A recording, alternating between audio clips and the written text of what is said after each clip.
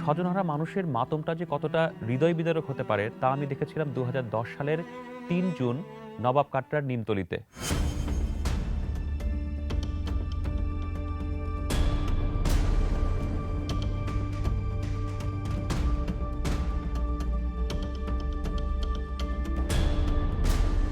সেখানে কিন্তু একটা ঘটনায় মুহূর্তের আগুনেই শতাধিক প্রাণ আর সম্পদ পুড়ে ছাই হয়ে গিয়েছিল।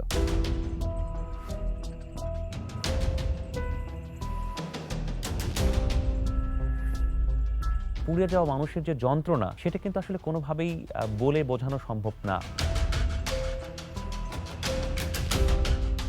এরপর আমি ওই এলাকার যে গুদাম, কেমিক্যালের কারখানা সেগুলো নিয়ে অনেক প্রতিবেদন তৈরি করেছে।